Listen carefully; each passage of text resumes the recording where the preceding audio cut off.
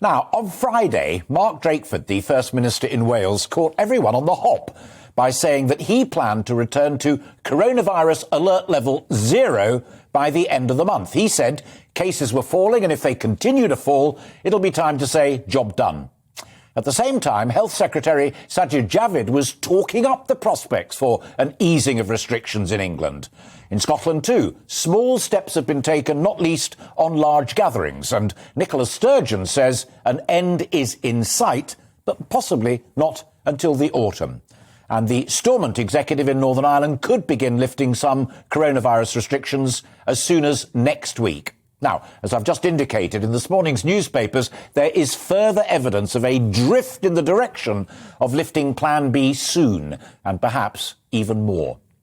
With the warning that face masks may still have to be worn indoor spaces and on public transport, the Mail on Sunday says Plan B rules set to be lifted as Sajid thinks the worst of the crisis is over.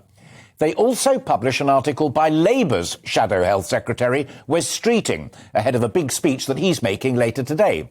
Mr. Streeting warns that we're not completely out of the woods yet, but with testing, better ventilation and security of better sick pay, we could avoid another lockdown, which he certainly wants to avoid, and that's significant.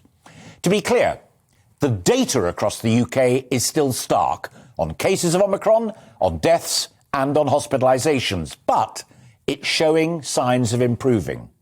Yesterday's data recorded another 81,713 coronavirus cases, but that's the lowest daily total since the 15th of December. 15,698 people were admitted to hospitals in the 7 days to the 10th of January, but that also represented a slight week-on-week fall.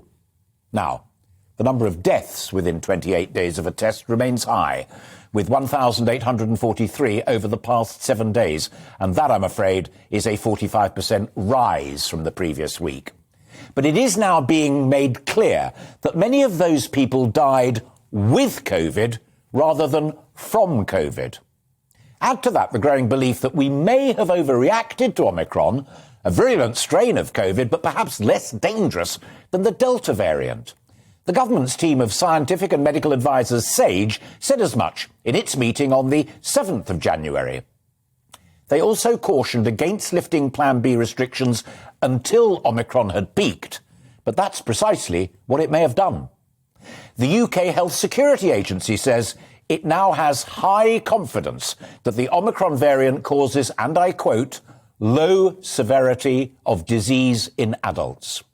Finally, it's been confirmed that the booster campaign, judged by ministers and the overwhelming majority of medics as key, is to be extended to 16 and 17-year-olds. So, all in all, a picture is emerging where possibly, just possibly, Boris Johnson could do the same for England and call it a day on COVID, as Wales have.